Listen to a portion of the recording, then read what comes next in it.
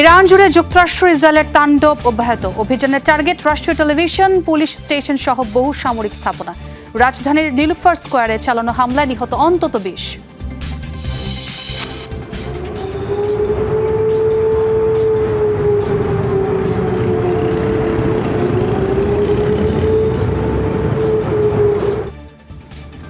দাঁত ভাঙার জবাব দিয়ে যাচ্ছে ইরান। সৌদি আরবের আরামকোর শোধনাগারে হামলা, মিসাইল ছুড়ে মার্কিন F-15 ফাইটার জেট ধ্বংস। তেল আবিব সহ ইসরায়েলের বিভিন্ন এলাকায় ব্যাপক ধ্বংসযজ্ঞ। যুক্তরাষ্ট্র ইসরায়েলের যৌথ হামলার জবাব দিতে মাঠে নেমেছে হিজবুল্লাহ। সশস্ত্র গোষ্ঠীটিকে দমনে আগ্রাসী ভূমি ইসরায়েলের। অভিযানে নিহত হয়েছে কমপক্ষে 31 জন। দর্শক সবাইকে আমন্ত্রণ যমুনা আইডেস্কে। শিরোনামগুলো দেখছিলেন। আন্তর্জাতিক সব শীর্ষ খবর নিয়ে আপনাদের সঙ্গে আছি আমি ছোঁয়া খন্দকার। ইরান জুড়ে তাণ্ডব চালিয়ে যাচ্ছে যুক্তরাষ্ট্র ইসরায়েল যৌথ বাহিনী। মুহুর্মুহু বিস্ফোরণে কাঁপছে রাজধানী তেহরান। অভিযানের টার্গেট রাষ্ট্রীয় টেলিভিশন, পুলিশ স্টেশন সহ বহু সামরিক স্থাপনা। হামলার শিকার আবাসিক এলাকা, এমনকি হাসপাতালও। রাজধানী নীলুফার স্কয়ারে চালানো হামলায় নিহত হচ্ছে 20 জনের বেশি। ইরানের সামরিক স্থাপনা লক্ষ্য করে চলছে একের পর এক বিস্ফোরণ। মুহুর্মুহু হামলা আর তীব্র শব্দে কেঁপে উঠছে চারপাশ। রোববার রাতে তেহরানের পূর্বাঞ্চলে চলে ধ্বংসযজ্ঞ। এর আগে সন্ধ্যায় ইরানের রাষ্ট্রীয় টেলিভিশনের কার্যালয় লক্ষ্য করে চালানো হয় ব্যাপক হামলা। ক্ষতিগ্রস্ত হয় ভবনের কিছু অংশ। আকস্মিক বিস্ফোরণে বন্ধ হয়ে যায় IRIB-র সম্প্রচার। টার্গেট করা হয় রাজধানীর আবাসিক এলাকাও। বিমান হামলার টার্গেট হয় গান্ধী হাসপাতাল, যেখানে ছিল অনেক নবজাতক শিশুও। হামলার পর হুড়োহুড়ি করে রোগীদের সরিয়ে নেয় তাদের স্বজন ও স্বাস্থ্যকর্মীরা। হাসপাতালেও হয় ব্যাপক ক্ষয়ক্ষতি। রাতভর হামলা চলে তেহরান ও এর আশেপাশের এলাকায়। এছাড়াও আক্রমণ চালানো হয় ইরানের একাধিক ব্যালিস্টিক ক্ষেপণাস্ত্র ও নৌঘাঁটি লক্ষ্য করে। নৌবাহিনীর সদর দফতর ও একাধিক যুদ্ধজাহাজ ধ্বংসের দাবি ওয়াশিংটনের। মার্কিন সেনাবাহিনী জানায়, শনিবার শুরু হওয়া অভিযানে এখন পর্যন্ত কমপক্ষে 1000 লক্ষ্যবস্তুতে হামলা চালিয়েছে তারা। রেজওয়ানা সাইমা, যমুনা নিউজ। দাঁত ভাঙার জবাব দিতে ইরানের অপারেশন ফতেহ খাইবার চলমান। সোমবার কুয়েতের আকাশে মিসাইল ছুড়ে একটি মার্কিন F-15 ফাইটার জেট ধ্বংস করেছে তারা। তেল আবিব, হাইফা সহ ইসরায়েলের বিভিন্ন এলাকায় ব্যাপক ধ্বংসযজ্ঞ চালায় তেহরান। পাশাপাশি মধ্যপ্রাচ্যের বিভিন্ন দেশে থাকা মার্কিন ঘাঁটি লক্ষ্য করে চলছে হামলা। কুয়েতের আকাশসীমা পার করছিল মার্কিন F-15 ফাইটার জেটটি। হঠাৎ একটি ইরানি মিসাইল আঘাত হানে যুদ্ধ বিমানটিতে। ইরানের রাষ্ট্রীয় গণমাধ্যম সহ আন্তর্জাতিক বিভিন্ন সংবাদ মাধ্যম প্রচার করে ভিডিও। বিস্ফোরণের পর এক পর্যায়ে নিয়ন্ত্রণ হারিয়ে মাটিতে আছড়ে পড়ে যুদ্ধ বিমানটি। এর আগে প্যারাসুট নিয়ে ফাইটার জেট থেকে বেরিয়ে যেতে সক্ষম হন এর পাইলট। যুক্তরাষ্ট্র ইসরায়েলের হামলার পাল্টা জবাব দিতে চলছে ইরানের অপারেশন ফতেহ খাইবার। তেল আবিব সহ ইসরায়েলের কৌশলগত বিভিন্ন এলাকায় ব্যাপক ধ্বংসযজ্ঞ চালিয়েছে ইরান।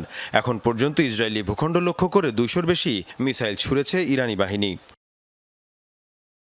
হাইফা, জেরুজালেম সহ বিভিন্ন এলাকায় দেখা মিলছে এমন ধ্বংসযজ্ঞের। আন্তর্জাতিক বিভিন্ন গণমাধ্যম বলছে, ক্ষয়ক্ষতি আর প্রাণহানির তথ্য গোপনের চেষ্টা করছে নেতানিয়াহু প্রশাসন। তবে ইরান এখন পর্যন্ত সবচেয়ে বেশিবার হামলা চালিয়েছে সংযুক্ত আরব আমিরাতে। দেশটি প্রায় 150 মিসাইল আর 200 ড্রোন হামলা চালিয়েছে। মধ্যপ্রাচ্যে ইসরায়েলের অন্যতম ঘনিষ্ঠ মিত্র সবার আগে ইব্রাহিম অ্যাকর্ড স্বাক্ষর করে। অন্যদিকে UAEর আল ধাফরা এয়ারওয়েজে রয়েছে মার্কিন F-35 যুদ্ধবিমান, যা ইরানের বিরুদ্ধে হামলায় ব্যবহার হয়েছে। ইরানের প্রথম 2 দিনের হামলার লক্ষ্যবস্তু ছিল মধ্যপ্রাচ্যের বিভিন্ন দেশে থাকা রাডার সিস্টেমের মতো মার্কিন সার্ভেইলেন্স ইকুইপমেন্ট, যেগুলোকে যুক্তরাষ্ট্র এবং ইসরায়েলের জন্য আর্লি ওয়ার্নিং সিস্টেম বলা হয়ে থাকে। এই সতর্কতা ব্যবস্থা ধ্বংস করতে পারলে লক্ষ্যবস্তুতে আঘাতের পরিধি বেড়ে যাবে ইরানের। বাহরাইনকে বলা হয় মধ্যপ্রাচ্যে মার্কিন সামরিক শক্তির কেন্দ্র। সেখানে থাকা মার্কিন নেভাল বেজ এবং অন্যতম শক্তিশালী রাডার সিস্টেম ধ্বংস করেছে ইরান। এরই মধ্যে দেশটিকে লক্ষ্য করে 60টি মিসাইল আর 34টি ড্রোন ছুড়েছে IRGC। যুক্তরাষ্ট্র ইসরায়েলের হামলার জবাবে ইরান তার পাল্টা আক্রমণ শুধু অব্যাহত রাখেনি, বরং আরও জোরদার করেছে।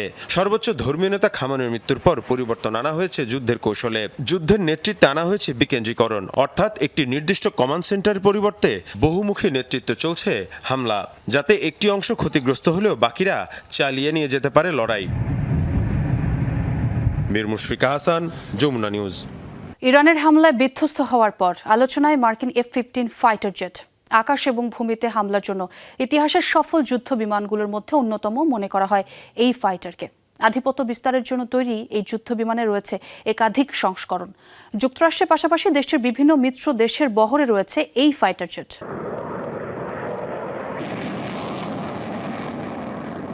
আকাশযুদ্ধের ইতিহাসের সবচেয়ে সফল ফাইটার জেটগুলোর একটি F-15। মার্কিন নির্মাতা ম্যাকডোনাল্ড ডগলাসের তৈরি এই জেট প্রথম উড়েছিল 1972 সালে। এর 4 বছর পরে আনুষ্ঠানিকভাবে যুক্ত হয় মার্কিন বাহিনীতে। 2 ইঞ্জিন বিশিষ্ট এই সুপারসনিক জেটের সর্বোচ্চ গতি ঘন্টায় প্রায় 2650 কিলোমিটার, যা ম্যাক 2.5 এরও বেশি। একবার জ্বালানি ভরলে প্রায় 5500 কিলোমিটার পর্যন্ত মিশন পরিচালনা করতে পারে। রাডার, এভিয়নিক্স আর আধুনিক অস্ত্র ব্যবস্থার কারণে আকাশের শত্রু শনাক্ত এবং ধ্বংসে এটি অত্যন্ত কার্যকর। F-15 মূলত এয়ার সুপিরিয়রিটি ফাইটার, অর্থাৎ আকাশে আধিপত্য প্রতিষ্ঠার জন্য তৈরি। এটি একই সাথে একাধিক শত্রু বিমান লক্ষ্য করে হামলা চালাতে সক্ষম। পরবর্তীতে তৈরি হয় এর উন্নত সংস্করণ F-15E স্ট্রাইক ঈগল। এই ভ্যারিয়েন্ট আকাশের পাশাপাশি ভূমিতেও নির্ভুল হামলা চালাতে পারে। উপসাগরীয় যুদ্ধ, ইরাক ও আফগানিস্তানে মার্কিন সামরিক অভিযানে গুরুত্বপূর্ণ ভূমিকা রাখে এই জেট। যুক্তরাষ্ট্র ছাড়াও জাপান, ইসরায়েল, সৌদি আরব সহ বেশ কয়েকটি দেশ তাদের বিমান বাহিনীতে ব্যবহার করছে F-50। ইসরায়েলের হাতে এই জেট বহু আকাশযুদ্ধে কার্যকারিতা দেখিয়েছে। সাম্প্রতিক সময়ে যুক্ত হয়েছে আরও আধুনিক সংস্করণ F-15EX। নতুন রাডার, উন্নত ইলেকট্রনিক্স ওয়ারফেয়ার সিস্টেম এবং অধিক অস্ত্র বহনে সক্ষম এই fighter jet. Mir Mushfika Hasan, Jamuna News. যুদ্ধ ছড়িয়ে পড়েছে লেবাননে। যুক্তরাষ্ট্র ইসরায়েলের যৌথ হামলার জবাব দিতে মাঠে নেমেছে হিজবুল্লাহ। ইসরায়েলকে লক্ষ্য করে ছুটছে একের পর এক মিসাইল। পাল্টা অভিযানে দেরি করেনি তেল আবিবও। হিজবুল্লাহকে দমনে নিয়েছে চরম আগ্রাসী ভূমিকা। লেবাননের দক্ষিণে ভয়াবহ অভিযানে নিহত হয়েছে কমপক্ষে 31 জন। অঞ্চলটির অর্ধশতাধিক শহর থেকে বাসিন্দাদের সরে যাওয়ার নির্দেশ দিয়েছে নেতানিয়াহু প্রশাসন। 15 মাসের বেশি সময় ধরে ইসরায়েলের সাথে একতরফা যুদ্ধবিরতি মেনে চলেছে হিজবুল্লাহ। খামেনি হত্যার পর চরম ক্ষেপেছে গোষ্ঠীটি। প্রতিশোধের হুমকির একদিনের মাথায় আবারও অস্ত্র তুলে নিয়েছে হিজবুল্লাহ। ইসরায়েলের উত্তরাঞ্চলে একের পর এক রকেট ছুড়েছে গোষ্ঠীটি। হামলা চালিয়ে যাওয়ার হুমকিও দিয়েছে। হামলার শিকার হওয়ার পরপরই লেবাননে পাল্টা অভিযান শুরু করেছে ইসরায়েল। একযোগে হামলা চালিয়েছে হারিস, নাবাতিয়ে, আলফাওকা, মেভদুন শহরে।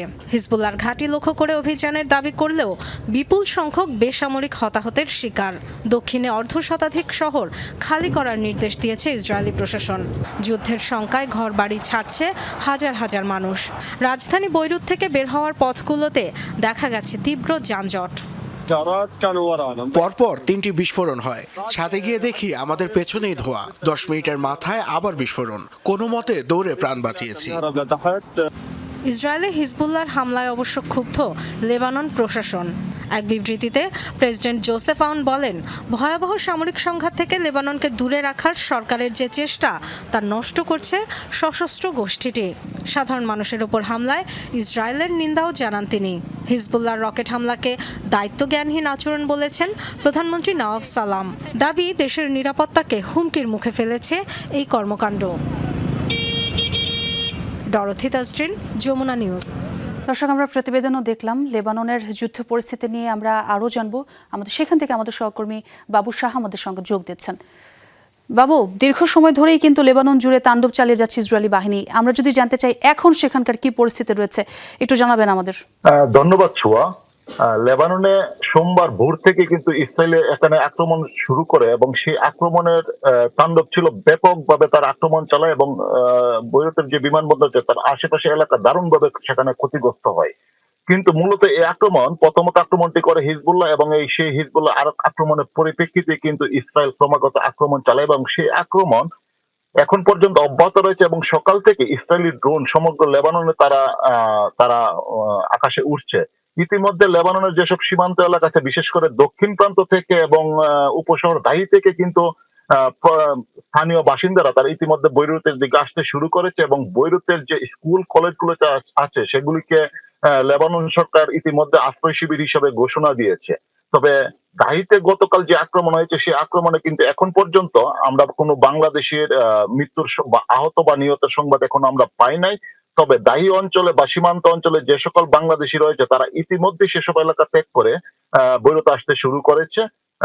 ইতিমধ্যে বাংলাদেশ দূতাবাস পরিস্থিতি পর্যবেক্ষণ করছে এবং পরবর্তীতে পরিস্থিতি কোন দিকে যায় সেই দিকে তারা বিশেষ করে বাংলাদেশি কমিউনিটির সাথে তারা যোগাযোগ অব্যাহত রাখছে। তবে এই বর্তমানে যেহেতু হিজবুল্লাহর আক্রমণের পরিপ্রেক্ষিতে যেহেতু ইসরায়েল আক্রমণ করেছে এবং সেই আক্রমণ যদি ব্যাপক হয় তাহলে কিন্তু প্রবাসীরা এখানে যারা আছে তারা কিন্তু অনেকটা ক্ষতিগ্রস্ত হবে। তো আসলে প্রবাসী বাংলাদেশে এই মুহূর্তে তারা আতঙ্কের মধ্যে দিন কাটাচ্ছে এবং তারা আশা করছে হয়তোবা লেবানন সরকার উভয় পক্ষের মধ্যে একটা সমঝোতার মাধ্যমে তারা এই পরিস্থিতিকে নিয়ন্ত্রণে আনতে সক্ষম হবে। বাবু, আপনাকে অনেক ধন্যবাদ। এবার সৌদি আরবের রাষ্ট্রীয় জ্বালানি সংস্থা আরামকোয় ভয়াবহ হামলা চালিয়েছে ইরান। সোমবার আরামকোর সবচেয়ে বড় জ্বালানি পরিশোধন কেন্দ্র রাস তানুরায় এই হামলা চালায় ইরান।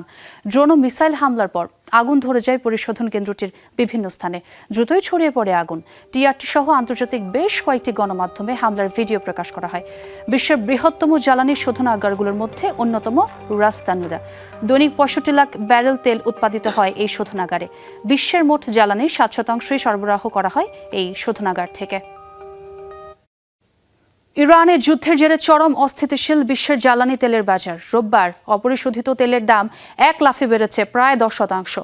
ব্যারেল প্রতি তেলের দাম বেড়ে পৌঁছায় প্রায় $80। এশিয়ার বাজারে ব্রেন্ট তেলের দাম এখন ব্যারেল প্রতি $82। তেলের দাম বৃদ্ধির সাথে সাথে এর নেতিবাচক প্রভাব পড়ে শেয়ার বাজারেও। যুক্তরাষ্ট্রের বড় শেয়ার সূচকগুলো প্রায় 1% কমেছে, আর স্বর্ণের দাম বেড়েছে প্রায় 2.6%।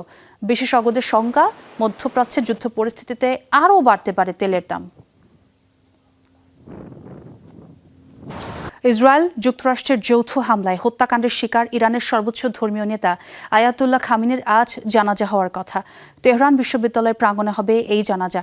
এর আগে শোক র্যালি হবে বলে জানায় বিভিন্ন গণমাধ্যম। এদিকে আয়াতুল্লাহ খামিনির জানাজা এবং শোক র্যালিতেও হামলার শঙ্কা রয়েছে। ইসরায়েলের তরফ থেকে এই হামলা হতে পারে বলে আশঙ্কা জানিয়েছে বেশ কিছু গণমাধ্যম। নিরাপত্তার কারণে শোক র্যালি এবং জানাজার আনুষ্ঠানিকতা পেছানো হতে পারে। চরম দারিদ্রতার সাথে লড়াই করে আয়াতুল্লাহ আলী খামিনির শৈশব কেটেছে। ইরানের গার্ডিয়ান কাউন্সিলের প্রধান এবং বিশ্ব মুসলিমের মাঝে প্রভাব বিস্তারকারী অন্যতম এই নেতার ছোটবেলা কেটেছে খেয়ে না খেয়ে। শারীরিক দুর্বলতার কারণে অল্প বয়স থেকেই দৃষ্টিশক্তি ক্ষীণ। তবে তুখোর মেধাবী খামিনির পথ চলা থেমে থাকেনি। শিক্ষাক্ষেত্রে প্রতিটি পর্যায়ে রেখেছেন মেধার স্বাক্ষর। একদিকে অস্ত্র হাতে যেমন লড়েছেন, অন্যদিকে শিখেছেন কবিতাও। ইরানের উত্তর পূর্বাঞ্চলীয় শহর মাসহাদের একটি ধর্মীয় পরিবারে 1939 সালে জন্ম আলী খামেনির। সর্বোচ্চ ধর্মীয় নেতার আত্মজীবনীতে উঠে এসেছে তার ছোটবেলার সব স্মৃতি। খামেনির বাবা ছিলেন একজন শিয়া স্কলার, তবে শৈশবে মায়ের কাছে কোরআন হাদিস সহ ইসলাম ধর্মের গুরুত্বপূর্ণ বিষয়ে প্রাথমিক জ্ঞান লাভ খামেনির। অভাবের সংসারে তাকে এবং তার পরিবারের অন্য সদস্যদের প্রায়ই ক্ষুধার্ত অবস্থায় ঘুমাতে যেতে হতো। এছাড়া মলিন এবং পুরনো পোশাকের জন্য শৈশবে মাদ্রাসার সহপাঠীরা কটাক্ষ করত খামেনিকে।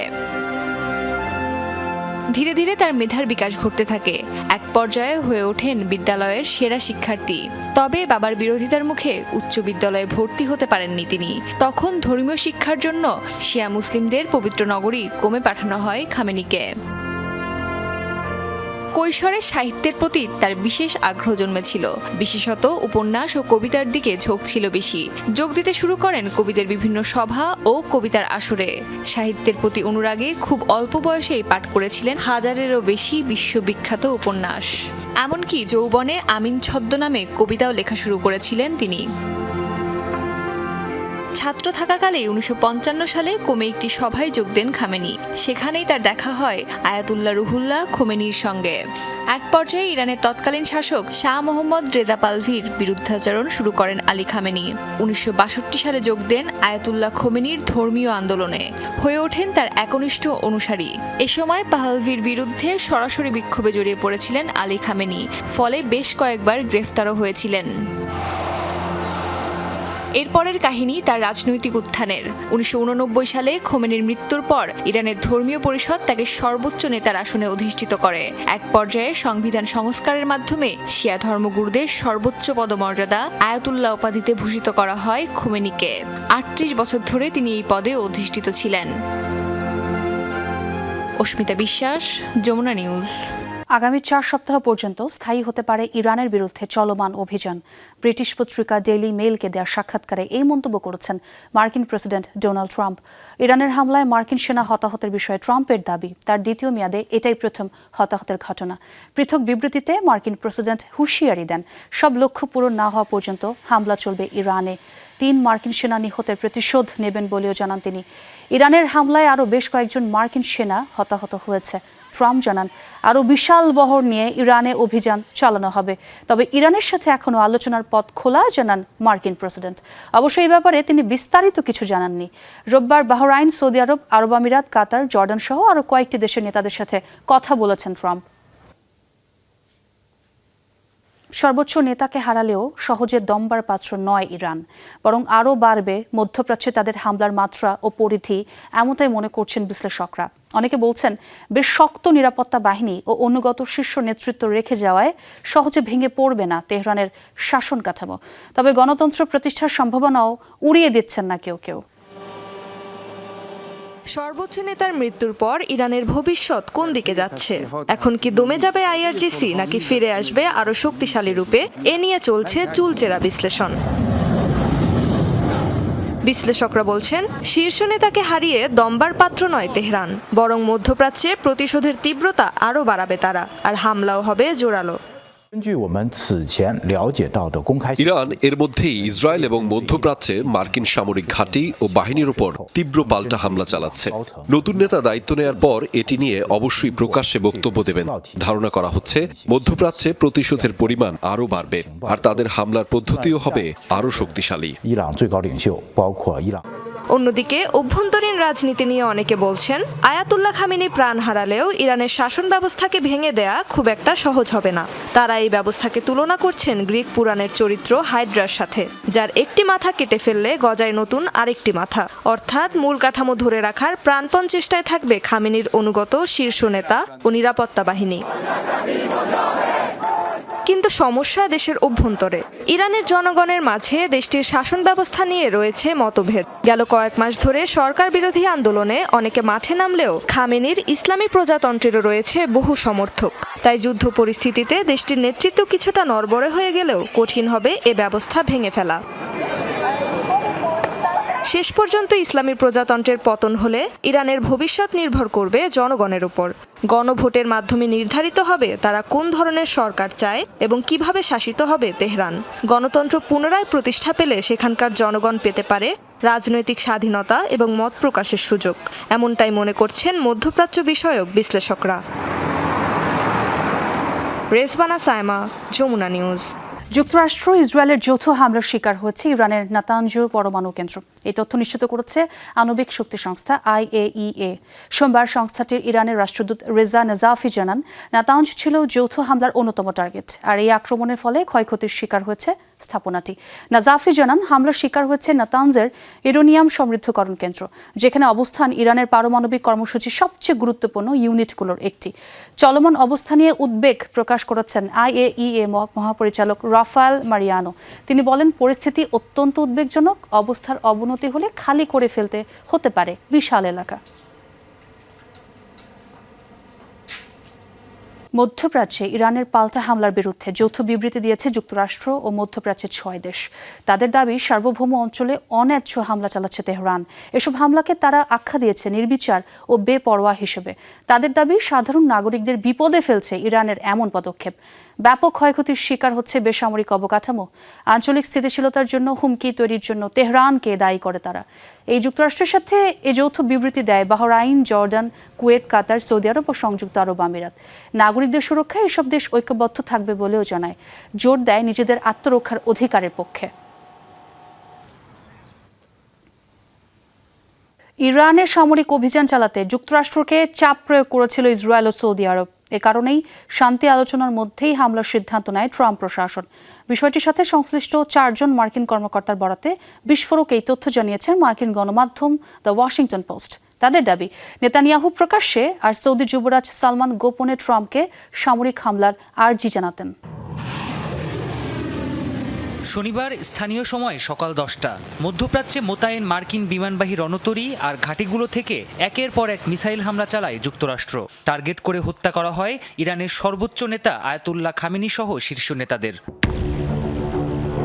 হামলার পর মার্কিন প্রেসিডেন্ট ডোনাল্ড ট্রাম্প জানান, ক্রমেই যুক্তরাষ্ট্রের জন্য নিরাপত্তা ঝুঁকি হয়ে উঠছিল ইরান। তবে 4 জন মার্কিন কর্মকর্তার বরাত দিয়ে ওয়াশিংটন পোস্ট জানিয়েছে, আগামী দশকের মধ্যেও যুক্তরাষ্ট্রে হামলা চালানোর সক্ষমতা তৈরি হতো না ইরানের। আর এই গোয়েন্দা তথ্য আগেই হাতে পেয়েছিলেন ট্রাম্প। প্রশ্ন উঠেছে, তবে কেন শান্তি আলোচনার মধ্যেই ইরানে হামলা চালালো যুক্তরাষ্ট্র? ওয়াশিংটন পোস্টের ওই প্রতিবেদনে দাবি করা হয়, ইরানে হামলা চালাতে দীর্ঘদিন ধরেই চাপ প্রয়োগ করে আসছিল যুক্তরাষ্ট্রের 2 মিত্র ইসরায়েল ও সৌদি আরব। প্রকাশ্যেই ট্রাম্পকে ইরানের হামলার আহ্বান জানাতেন ইসরায়েলের প্রধানমন্ত্রী বেনিয়ামিন নেতানিয়াহু।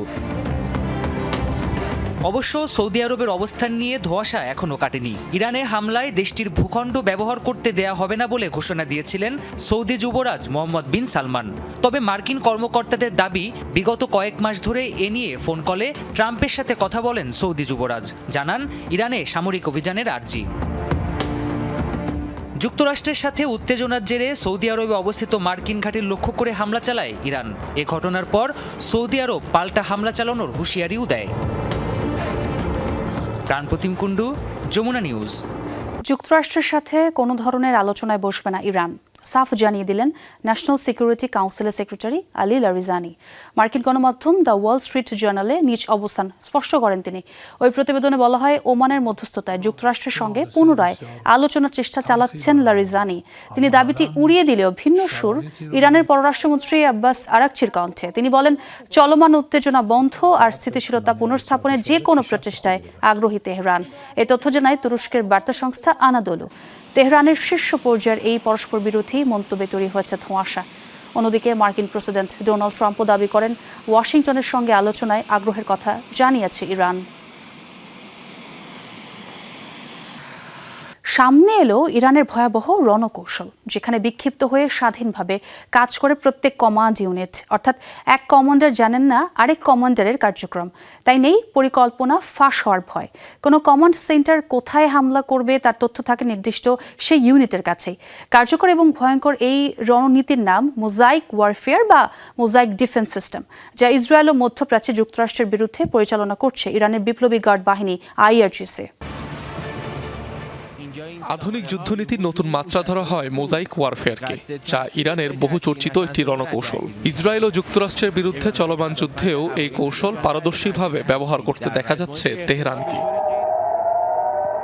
মোজাইক ওয়ারফেয়ারের ধারণা অনুযায়ী যুদ্ধক্ষেত্রে কোনো একক অস্ত্রের পরিবর্তে বিভিন্ন শ্রেণী, আকার ও ধরনের অস্ত্র এবং প্রযুক্তি একসাথে ব্যবহার করা হয়। প্রতিটি অস্ত্র কাজ করবে আলাদা কৌশলে, ঠিক যেন মোজাইকের ভিন্ন ভিন্ন টাইলস একত্রে একটি সম্পূর্ণ চিত্র তৈরি করে। আর ঠিক এ কারণে এ ধরনের যুদ্ধনীতিকে ডাকা হয় মোজাইক ওয়ারফেয়ার নামে।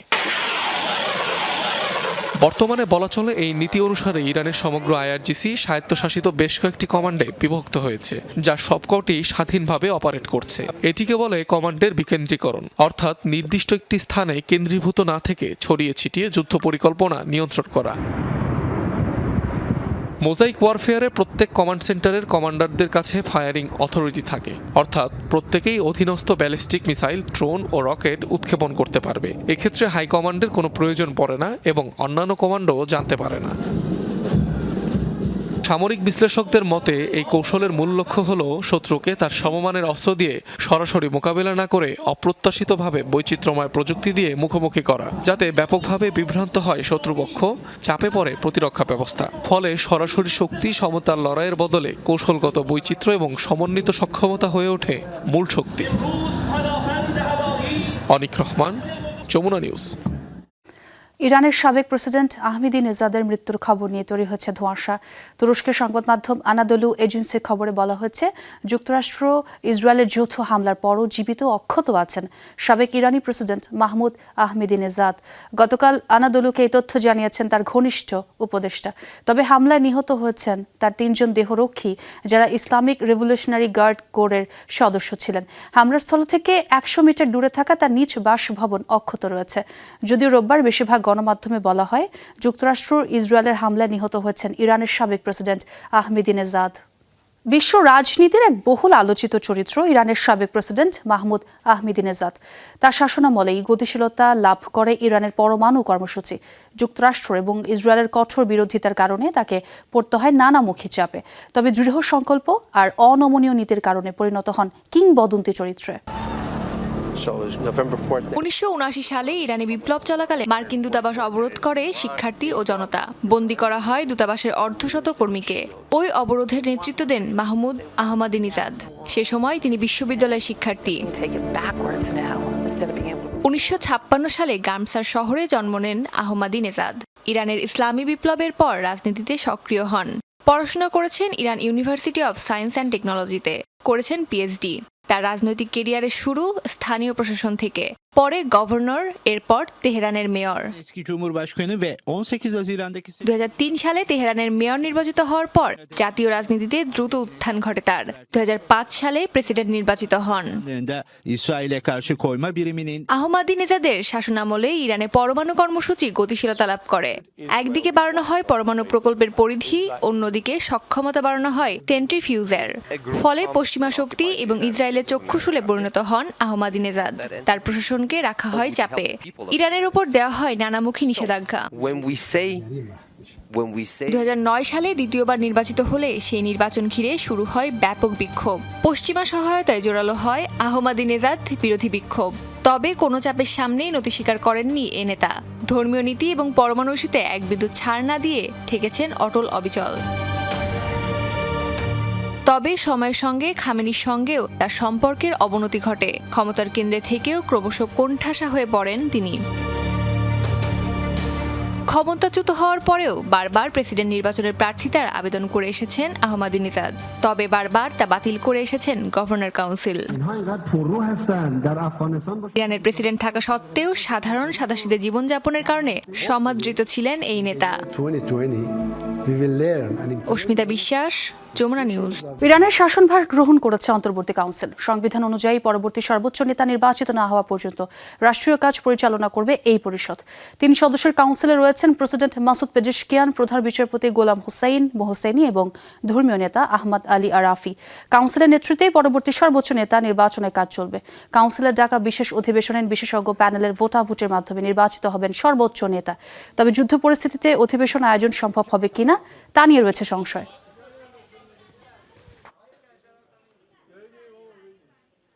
ইরানে হামলার কারণে নানামুখী চাপে পড়বেন মার্কিন প্রেসিডেন্ট ডোনাল্ড ট্রাম্প। বিশ্লেষকরা বলছেন মার্কিন সেনা নিহতের পাশাপাশি যুদ্ধ বিমান ধ্বংসের ঘটনায় ঘরে বাইরে ব্যাপক তোপের মুখে পড়বেন তিনি। ইসরায়েলের লড়াইয়ে যুক্তরাষ্ট্রকে জড়ানোর কারণেও প্রতিবাদের মুখোমুখি হতে পারেন মার্কিন প্রেসিডেন্ট। ইরানের মুহুর্মুহু হামলায় জ্বলছে মার্কিন ঘাঁটি। যুদ্ধ শুরুর পর মধ্যপ্রাচ্যের বিভিন্ন ঘাঁটি পরিণত হয়েছে ইরানের টার্গেটে। ইরান ইসরায়েল লড়াইয়ে যুক্তরাষ্ট্রের সম্পৃক্ততা নিয়ে শুরু থেকে বিতর্ক চলে আসছে যুক্তরাষ্ট্রে। ইরানের সাথে লড়াইকে ওয়াশিংটনের ওপর চাপিয়ে দিয়েছে তেল আবিব, এমন অভিযোগও পুরনো। ইসরায়েলের স্বার্থের জন্য কেন মার্কিন নাগরিকদের করিডোর থেকে কেনা সমরাস্ত্র ব্যবহার করা হবে, এমন প্রশ্ন উঠেছে বারবার। 12 দিনের যুদ্ধের সাথে এই যুদ্ধের অনেক পার্থক্য রয়েছে, কারণ এই যুদ্ধ শুরু করেছিল ইসরায়েল আর এটা যুক্তরাষ্ট্র। এই লড়াইয়ে মার্কিন বাহিনীর জড়িয়ে পড়া নিয়েও অনেক বিতর্ক রয়েছে। ইরানের পরমাণু কর্মসূচি বন্ধ করা এককভাবে ইসরায়েলের পক্ষে সম্ভব না, তাই যুক্তরাষ্ট্রকে জড়ানো হয়েছে এর সাথে। শুধু অবকাঠামোগত ক্ষতি নয়, এরই মধ্যে ইরানের অভিযানে 3 মার্কিন সেনার মৃত্যু হয়েছে, ধ্বংস হয়েছে বেশ কিছু মার্কিন ফাইটার জেট। ফলে স্বভাবতই ব্যাপক চাপের মুখে পড়বেন ট্রাম্প, এমনটাই মনে করছেন বিশ্লেষকরা। শুরুর দিকে যুদ্ধের হতাহত নিয়ে মানুষ ইতিবাচক থাকে, তবে যুদ্ধ যত দীর্ঘায়িত হবে যুক্তরাষ্ট্রের পক্ষ থেকে তত বেশি হতাহত হবে। ফলে ট্রাম্পের পক্ষে সমর্থন ধরে রাখা কঠিন হবে। বিশেষ করে মেক আমেরিকা গ্রেট এগেইনের মতো ক্যাম্পেইনের ভাটা পড়বে, কারণ এমন প্রচারণাতেই ট্রাম্প বারবার বলেছিলেন তিনি যুদ্ধবন্ধে কাজ করবেন। শুধু রাজনৈতিকভাবে নয়, অর্থনৈতিকভাবেও চাপের মুখে পড়বে ট্রাম্প প্রশাসন, এমনটাও বলছেন বিশ্লেষকরা। মীর মুশফিকা হাসান, যমুনা নিউজ। ইরানের সর্বোচ্চ নেতার হত্যাকাণ্ড ঝড় তুলেছে আন্তর্জাতিক প্রতিক্রিয়ার। ভারতের কাশ্মীর থেকে পশ্চিমবঙ্গ, উত্তরপ্রদেশ, মালয়েশিয়া, নাইজেরিয়া সহ বিশ্বের বিভিন্ন প্রান্তে রাস্তা অবরোধ করে বিক্ষোভে নামেন ইরানপন্থীরা। প্রতিবাদীরা ট্রাম্প নেতৃত্বাধীন আগ্রাসনের বিরুদ্ধে নিজের ক্ষোভ প্রকাশ করছে। বাগদাদের দূতাবাসের সামনে সংঘর্ষ হয়, পুলিশ টিয়ার শেল ছুড়ে বিক্ষোভ ছত্রভঙ্গ করার চেষ্টা করে। বিক্ষুব্ধ জনতা আমেরিকান ও ইসরায়েলি পতাকা মাটিতে টেনে নামায়। ভারতের কাশ্মীর জুড়ে শোকের ছায়া। রাস্তা অবরোধ করে খামেনির ছবি হাতে বিক্ষোভে নামে কিশোর কিশোরীরাও। এ সময় মার্কিন প্রেসিডেন্ট ডোনাল্ড ট্রাম্পের কুশপুত্তলিকা পোড়ায় ক্ষুব্ধ মানুষ। পশ্চিমবঙ্গ ও উত্তরপ্রদেশের বিভিন্ন জায়গায় প্রতিবেশ সমাবেশে অংশ নেয় শিয়া মুসলিমরা। ইরানের প্রতি সংহতি জানিয়ে যুক্তরাষ্ট্র ইসরায়েলের সামরিক অভিযানে তীব্র নিন্দা জানায় তারা। ইরাকের বাগদাতে মার্কিন দূতাবাসের সামনে বিক্ষোভ করে বহু মানুষ। নিরাপত্তা কর্মীদের সঙ্গে ব্যাপক সংঘর্ষের ঘটনাও হয়। বিক্ষোভকারীদের ছত্রভঙ্গে টিয়ার গ্যাস ছোড়ে পুলিশ। এ সময় বেশ কয়েকটি বিস্ফোরণেরও শব্দ শোনা যায়।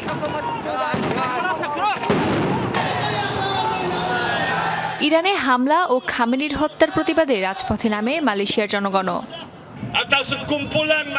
যে কোনো সার্বভৌম দেশে যখন আমেরিকা ও ইহুদিদের ইচ্ছার বিরুদ্ধে যায় তখনই তারা আক্রমণ করে। ইরানি, ফিলিস্তিনি, কিউবান, ভেনেজুয়েলার মানুষের সাথে মার্কিন সাম্রাজ্যবাদের বিরুদ্ধে লড়াই করা সকল মানুষের সাথে আমাদের সংহতি। আমরা কোনো শাসন ব্যবস্থা বা গোষ্ঠীকে আন্তর্জাতিক আইন ও সার্বজনীন নীতি লঙ্ঘন করতে দিতে পারি না। মানবতার জন্য লড়াই করা আমাদের নৈতিক দায়িত্ব। নাইজেরিয়ায় রাস্তায় নিহত খামেনির ছবি ও পতাকা হাতে বিক্ষোভ করেন শিয়া ইসলামিক আন্দোলনের সদস্যরা। যুক্তরাষ্ট্র ও ইসরায়েলের পতাকা মাটিতে টেনে নামান তারা। অস্মিতা বিশ্বাস, যমুনা নিউজ। দর্শক, এই ছিল যমুনা আইডেস্কে। এতক্ষণ যারা সঙ্গে ছিলেন সবাইকে ধন্যবাদ।